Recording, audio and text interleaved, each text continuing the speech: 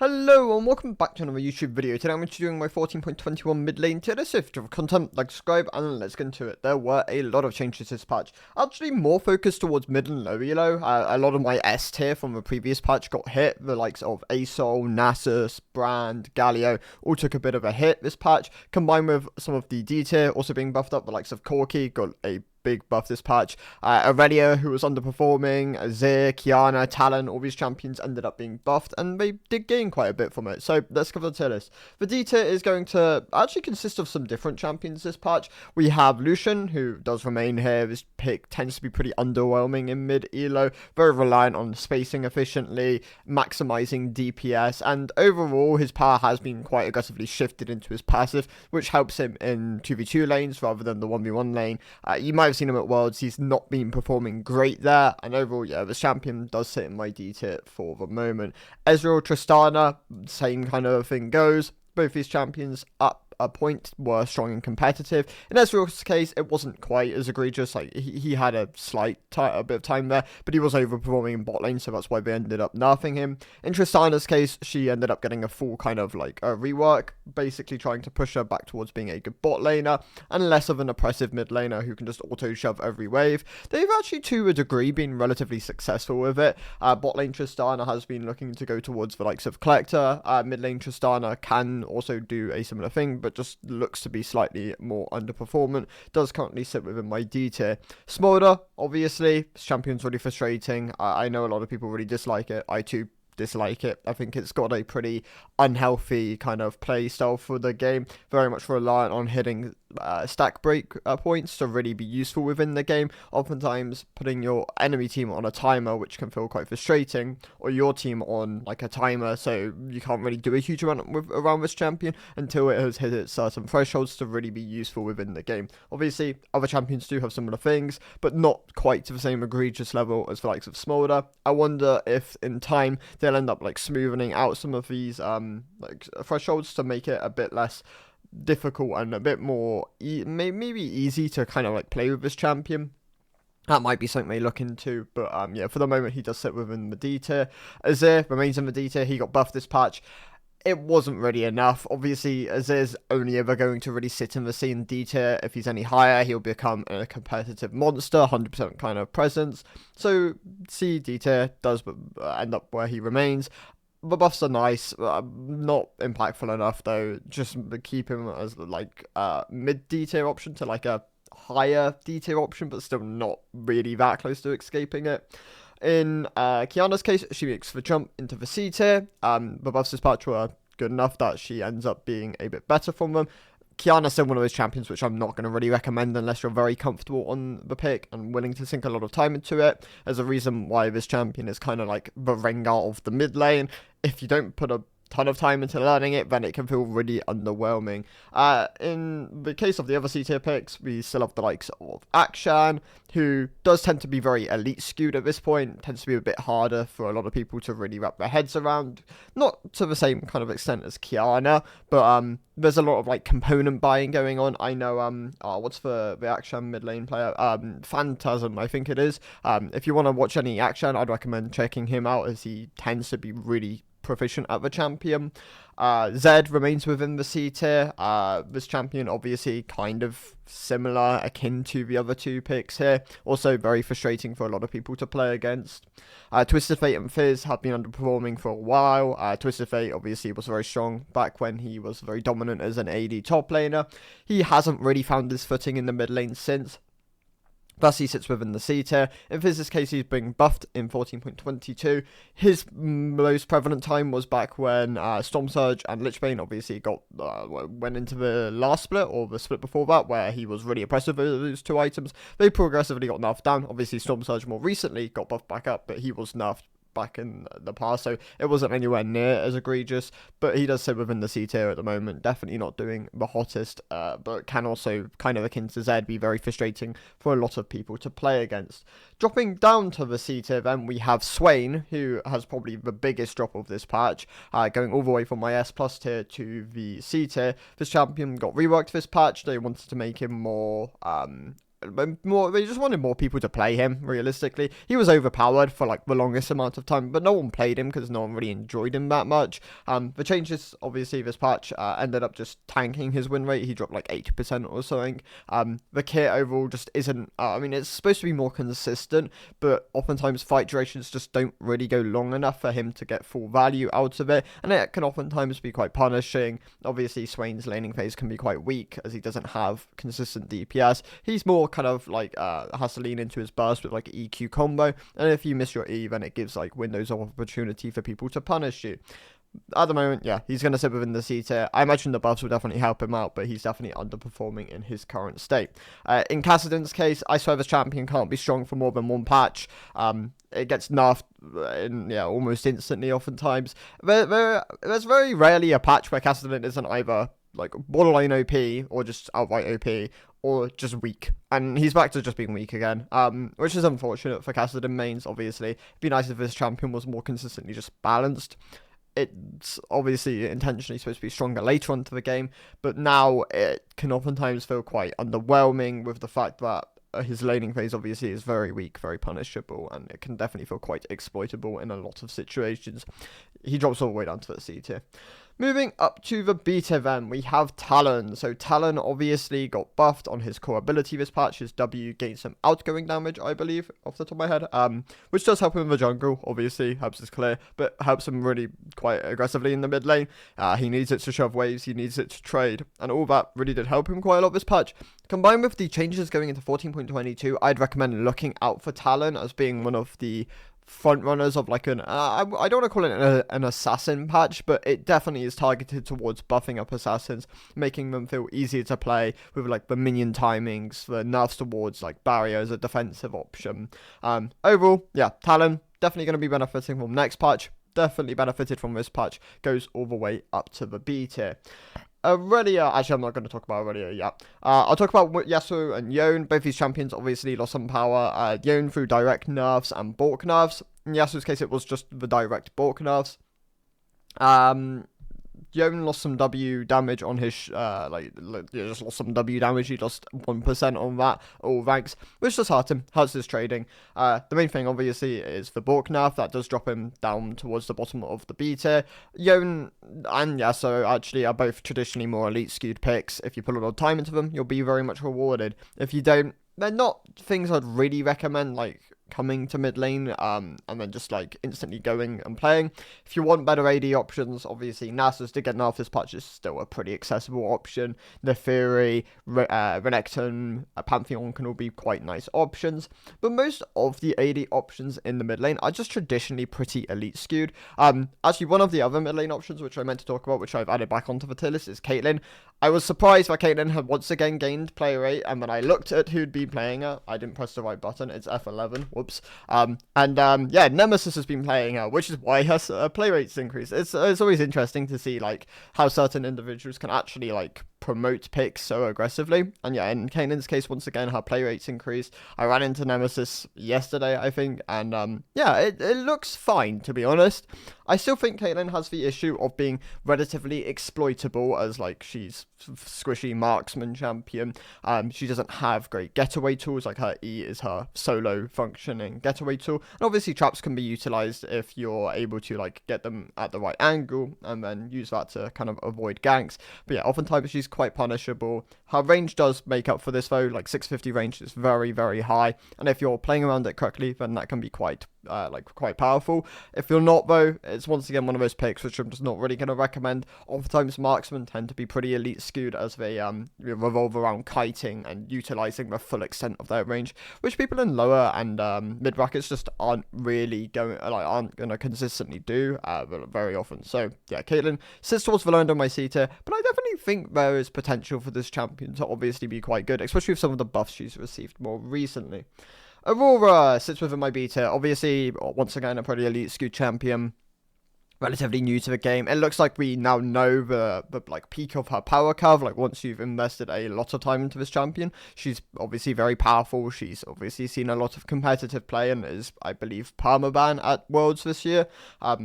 She hasn't been nerfed since then. That was the last time she ended up getting nerfed. They were concerned about this, and rightfully so. She ended up being that kind of problem. If you put the time in, utilize the ultimate effectively, and then utilize her harass capability in lane, she can be quite potent. For mid elo, yeah, she just doesn't really hit the bar compared to a lot of the other champions. She obviously has a very high ceiling, which is just going to be exploited by higher tier, more elite players at the game. Jace, solid mid lane option, honestly. Tends to perform better in mid than top lane. Jace, I still think probably needs to be buffed at some point. This champion's been pretty underwhelming for a while. Doesn't really see any competitive play, so that isn't going to be a concern of the champion being buffed. And overall, his top is kind of underwhelming at the moment. But yeah, if you want to play Jace, play him in the mid lane. You have loads of keystone options available to you: the Conqueror, the Electrocute, the First Strike, the Phase Rush. They're all really viable, and yeah, he can definitely be quite oppressive, or quite like potent as like a harass pick if you're playing him effectively within the game. Echo sits towards the high end of the B tier. Obviously, it's still like the Halo Blade Scorch tech with like E-Star if you're able to consistently pull it off. If not, then you can just go like standard. You can still go Halo Blades, but you can just play the lane more standard. You can play around Electrocute, First Strike. Once again, there are different keystone options available to him. He's just not as performant at the moment as he has been in the past. Definitely sits as more like a mid to high end B tier option. Vladimir is an interesting one. Obviously, he's been steadily gaining ever since more and more people have moved off the W Max with Grasp. And now we've got to the point where like either Phase Rush or Summonary both look pretty solid as options. You've got like your Storm Surge variants, your Cosmic Drive variants, your Rabadon variants. And overall, yeah, Vladimir, solid B tier pick. He can definitely function quite well in a lot of laning phases, but can also be quite heavily harassed in others. So just be aware of that. And the pick is, yeah, once again, a mid B tier option in my opinion. Orianna is towards the higher end of the B tier, also pretty elite skewed. If you can like combo her effectively and utilize her harass in laning phase with Q and W, then she can be really quite potent. Again, once again, not a champion I'm gonna hugely recommend in mid and low elo, but it's definitely a good champion to kind of like learn and then like develop throughout the ranks. I really like Orianna as a pick. I think she's one of those really like valuable mid laners to have within your arsenal. Zoe has been unpopular for a while, especially within the West. In the East, she does tend to be a lot more popular, specifically China. But yeah, within the West, has been pretty underperformant for a while. Overall, this pick, yeah, just sits as more like a mid B tier option. Ziggs is also like a mid to low B tier option. This champion's definitely been a stronger pre the nerf towards his passive on towers. Jesus. But the pick has definitely been more tailored towards bot lane over time. You don't really see that much mid lane Ziggs, even though they have tried to kind of push Ziggs away from bot lane to mid lane to kind of open up his player base and make him less oppressive and competitive, as obviously Ziggs' solo presence comes from his bot lane, and he was at the beginning of the tournament like pick or ban. I don't think he quite holds that anymore, but he's still definitely a very strong option. If you move him around the map, siege charts effectively, then he can be a very valuable mid lane option, but he does sit towards the middle of my B tier at the moment. Akali, also a mid B tier option. Not quite as like elite skewed as some of the other picks on this list. I think Akali over time has definitely been softened out by removing some of her combos, or just like kind of pushing her more towards like a mid game and less early game focused champion. Obviously, when Akali used to be a lot more early game skewed, she was very oppressive and competitive, and she still sees some play in competitive. Obviously, we saw the Faker Akali game, which was very like a very good watch. Obviously, that entire series was great fun to watch. But yeah, Akali sits as like a solid mid B tier option at the moment in mid elo. Morgana, it's mainly a consistency problem. I think she could be higher if you just specifically play her in counterpick matchups for likes of Veigar, for example, or always something I'm gonna go back to when I'm talking about Morgana. If you're not, then yeah, she lacks the consistency to really jump up the tier list, but she's a fine B tier option. In Garen's case, I'm gonna move him back up to the A tier. This champion's benefited with some of the other things being nerfed and through like people moving off onto certain items. Like Dead Man's Plate is a very good Garen item. You're still looking at like a Stride Breaker start, but yeah, Dead Man's Plate looking to be a lot better. Obviously, in mid lane, you're going to be competing against a lot more AP champions, but the likes of Yasuo, Yone are still very high up in terms of like people playing them. They're very popular champions, obviously, and yeah, Garen can really benefit into that and into burst champions where he can really utilize the power of his W damage reduction to really gain the edge in those matchups. So once again, I'm going to move him back up to the A tier. Yeah. LeBlanc and LeBlanc is the other champion which remains in the B tier. Obviously very elite skewed, has been better. Obviously she had a lot of her excess damage trimmed off through like Luden's nerfs, direct nerfs to her, Storm Surge nerfs, and that's just kind of dropped her down a bit. She's still a very solid option in elite, and if you're very comfortable playing LeBlanc, she can still be a very valuable champion. Just not quite as excessive as she was in the past, but she does sit as like a mid B tier option at the moment. Two champions are dropping down. We have Annie and Victor. In Annie's case, I think this pick has been underwhelming for a while. Why can't I find Annie? Did I not add her? I didn't add her. Nice. She is obviously supposed to be this relatively accessible champion for mid and low MMRs, but with how a lot of people have been playing her with like E, bone plating, grasp in some situations, especially into like RE matchup, I know that's a pretty common one, and then just the way you kind of want to play this champion, and I mean, honestly, if you want to watch someone like really talk about like in depth about Annie and like really show the knowledge about the pick, I really actually recommend Coach Curtis. I think that was actually a really valuable like interview, I guess it was an interview in a way between LS and or debate rather between LS and Coach Curtis. If you don't really want to watch it, then I mean the TLDR is I don't think Annie's quite as accessible as she has been in the past as like a mid to low MMR champion. I also do think the champion's slightly on the weak side, but there's definitely loads of the iterations of Annie you can play at the moment. I just think she drops down to the B tier for the moment. And in Victor's case, he's obviously very reliant on early kills, getting those kills to snowball his passive, getting early evolves so he can really function within the game, getting access to wave clear, kiting capability are like the main two key things which you get from evolves. It does look like he's going to be reworked for Arcane though, so I don't think this champion's going to be buffed, and maybe in a couple of patches he's just completely gone from the game and we have a different kind of Victor. But for the moment, he can still definitely function, and if you enjoy Victor, then play him whilst his time might be low. But he does sit as more like a B tier option. The nerfed picks from the A tier actually don't drop down to the B tier for the moment. A lot of them do just remain in the A tier, so let's go for the A tier then. Malphite stays within the A tier. He got buffed this patch. He's still a solid. He's just a solid option. I think that's what I'm describing him as. If you need someone who's good into as an anti-AD option, Malphite is one of your good go-tos. Obviously, Rammus tends to be the other one, but Malphite as like as your solo lane option. Mid lane, top lane. Obviously, a lot of mid lane players play him as like an AP option, and that can definitely function. I don't think it's something you should default on, and it does tend to perform a bit worse. It probably drops down to like a B tier option. But Malphite, just generalistically, sits more like an A tier option. Make sure you're utilizing him as like a counter pick. Otherwise, you end up playing into Sylas. And I mean, actually, if you're playing Malphite, then you should ban Sylas. Like if you know that going into the draft. If not, then yeah, you can't really blind him because Sylas will come out. Pantheon and Renekton once again follow similar trajectories. They have relatively early game skewed, high damage bruisers. In Pantheon's case, is some of the best lane harass as like an AD champ, which an AD champion can provide. The pick can obviously just poke you with Q for like majority of the laning phase, especially if he's running like Mana Flow Scorch, for example, or even just like Presence and then Resolve Tree. In Renekton's case, he is also very early game skewed. I'm not as huge of a fan of Renekton this split compared to last. I think the problem a lot of boosters have at the moment is they want to go Eclipse first, but then Eclipse really hurts going like Asteric second, so you end up going like Eclipse, Cleave, Asteric, which then feels really bad as you're not getting stuck until third item, so you feel really squishy as one of these bruiser options, which can be quite underwhelming in a lot of situations. Overall, I wonder if they'll change the like shape of bruiser items at some point, but for the moment, these two champs are very solid A tier options. They're great into Yasuo and Yone specifically, which is why a lot of their like strength does come into the A tier, but yeah, they're going to sit here for the most part. Syndra, very good AP elite skewed champion, great for her burst, great for her harass in laning phase, kind of akin to Orianna. I really do like Syndra as like a pickup champion, as like just having knowledge of this kind of of this pick just really helps you in the long run, as she's a very prevalent champion within the game, especially if you like are very destined to go into the higher elo. She's a very valuable champion to once again have within your arsenal.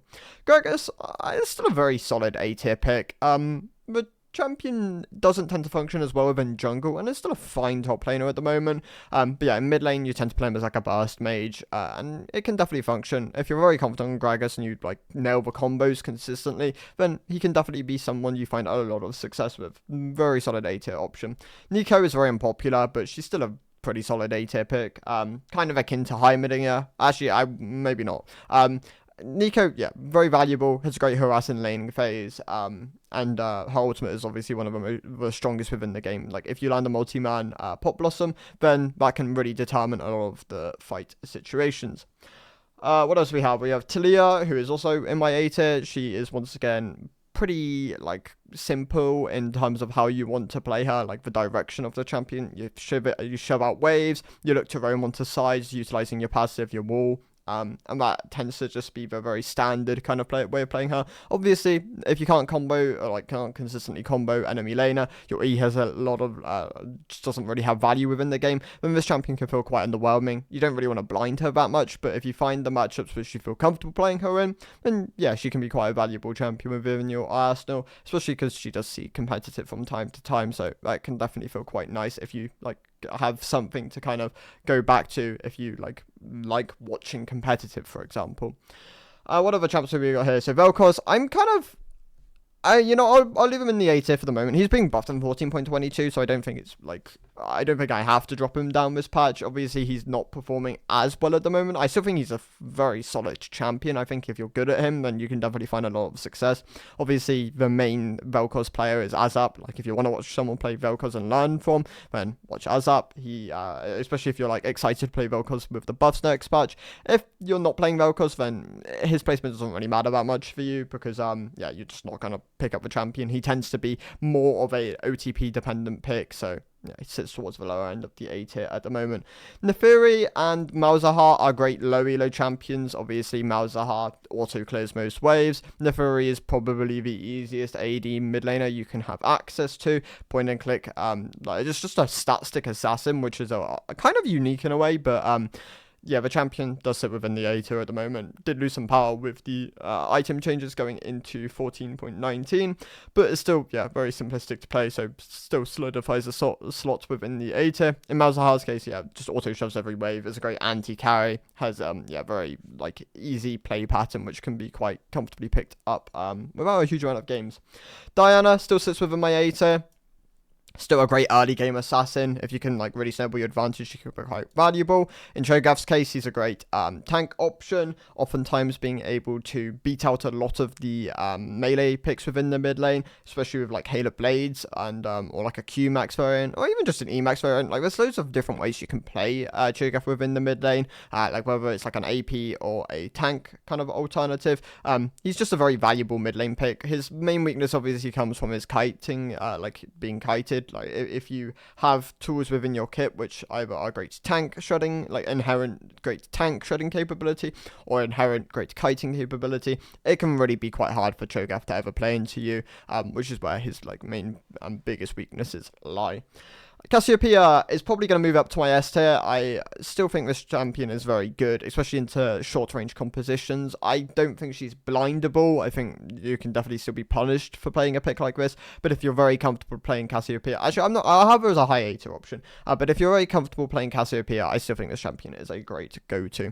Same goes for Ryze. Both these champions follow pretty similar, very similar play patterns in terms of they want to go into short, like they're DPS mages who want to play into short range champions where they can really utilize their kiting capability. Obviously Cassiopeia tends to rely a bit more, I mean actually both of them rely on spacing. Yeah, they're pretty similar champions. Ryze obviously around what can be really quite powerful for like looking to move on to sides though. Lissandra is more of a counter-pick champion, kind of akin to Vex. I think both these picks can actually go next to each other. They're very reliant on shutting down melee options. Honestly, all four of these picks are pretty good into short-range champions, which just don't have the tools to play against their like closer range abilities. If Lissandra can just consistently land WQ auto combos, rotate electrocute, then it can be really oppressive to play against. She does get outranged, and if you are playing Lissandra into a harass champion, that can definitely feel quite punishing. frustrating. In Vex's case, she is obviously very good into high mobility, the likes of Yasuo, Yone, Aurelia, where you can really punish their dashes, and their ability to ever get onto you does cost them a considerable amount of HP. She can be really valuable within those aspects. Once again, yeah, all four of these champions kind of are a bit more reliant on being counter picks.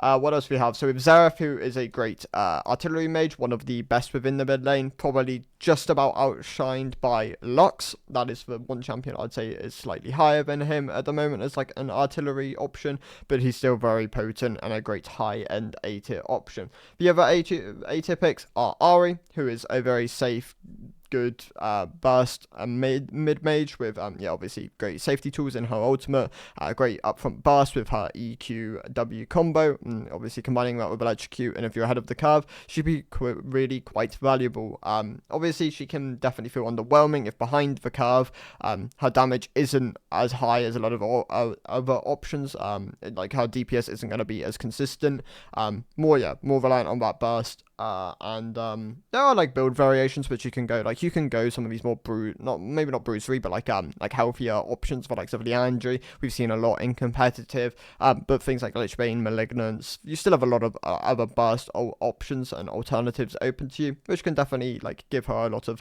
variety and potential at the moment. I think she's a great A-tier pick. Hui got nerfed this patch. He drops from the high end of the A tier to more like a mid to low A tier option. They nerfed his E, they nerfed his Q damage, and they nerfed his E cooldown and his Q damage, and that's just moved him down towards the low end of the A tier. He's still a great artillery mage though, and if you can like wrap your head around utilizing 9 different abilities, his arsenal is great. It can be really valuable, and yeah, he's a great A tier mid lane mage. We've got a lot of other champions here. So Katarina, I missed. She should still be within the C tier. This champion's being buffed in 14.22, rightfully so. They still don't really know what to do with Katarina. I think the main kind of concern with Katarina is her playstyle tends to be pretty unhealthy for the game, pretty frustrating, which is why a lot of people just don't really want her that powerful. I still think she's underpowered at the moment and could definitely sit as like a solid mid to high end B tier without causing a massive amount of frustration. So I hope that's kind of the route they go. I hope they listen to like feedback of Katarina mains to say, I believe the kind of the idea at the moment is they want her to lose like the on-hit damage on ultimate and have like more power shifted into the rest of her kit. That might be I believe that's what I've heard. Might be incorrect, but yeah. Corki is gonna sit within the A tier. He sits as a high A tier option. It's like a mid-high A tier option. This pick has definitely benefited one of the most this patch.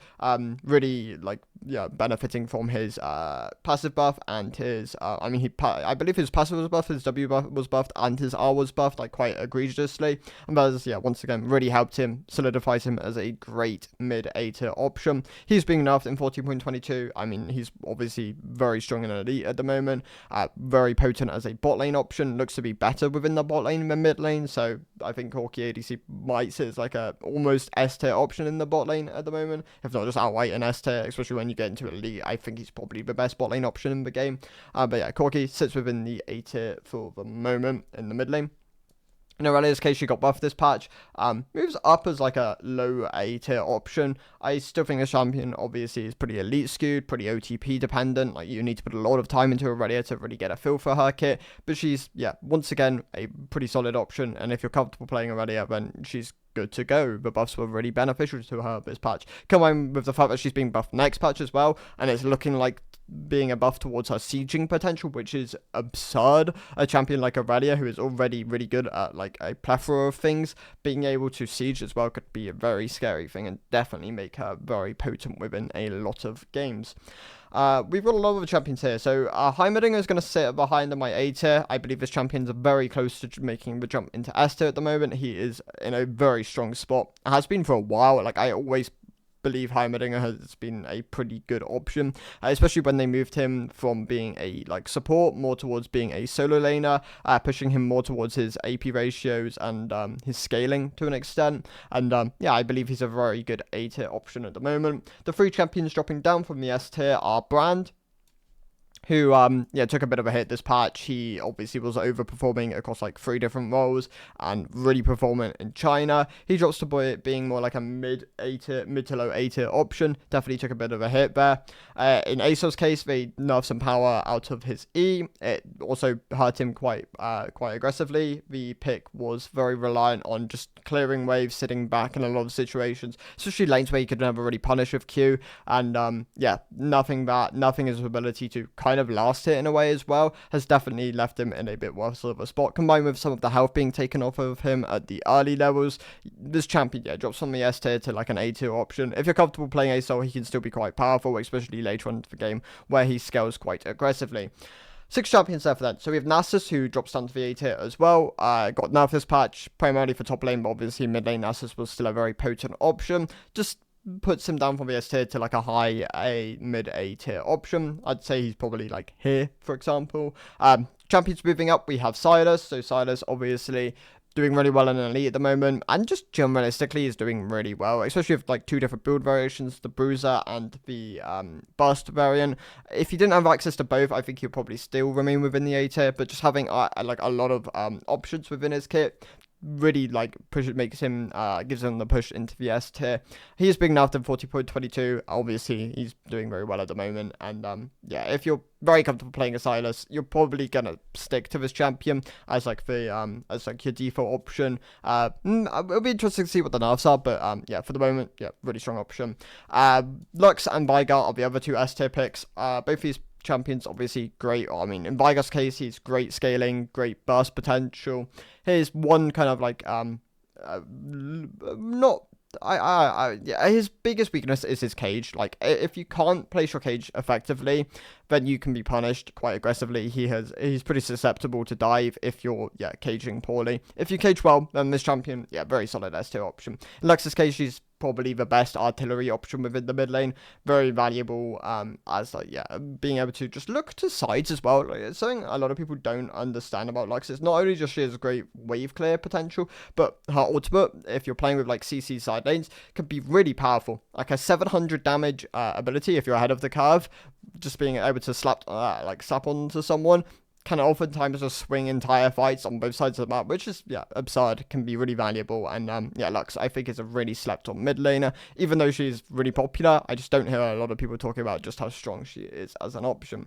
Galio remains in the S tier. The nerfs to him this patch were focused around his mana. They wanted to push him towards Roa, which, I mean, it doesn't really look like that. But he's still mostly going, like, your Hollow Radiances and your Lich Bane variants. And, he's just slightly weaker. He's less of a high S tier option, more of a low S tier option, but he's still very good and great into a lot of the AP champions within the mid lane. Once again, you want to utilize him as a counter pick. He's pretty susceptible to AD, but if you're very comfortable playing Galio, then he can still definitely function in those situations.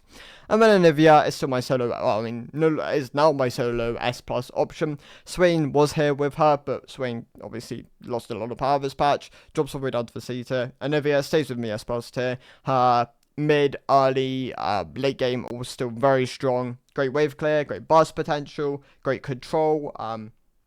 If she was popular, she would be nerfed, but she's just not popular, so she doesn't get nerfed. She is the premier S plus option. And if you're comfortable playing Anivia, I really do recommend it. If you're not comfortable playing Anivia, you should probably learn the champion. She's been good for a lot of metas, and she's a very valuable champion to once again have within your arsenal. So those are my thoughts. The mid lane obviously is actually in a pretty balanced state. I think outside of some outliers and some of the weaker picks, you can definitely function on most of the champions here, especially if you're very comfortable on them. And then once again, comfort tends to be better than meta. Like, if you're comfortable with a champion, it can outshine a limited amount of games on a meta pick. Obviously, if you're willing to learn meta champions, then definitely go for it. It can be really valuable. But those are my thoughts. Thank you guys for watching. See you in the next one. Goodbye.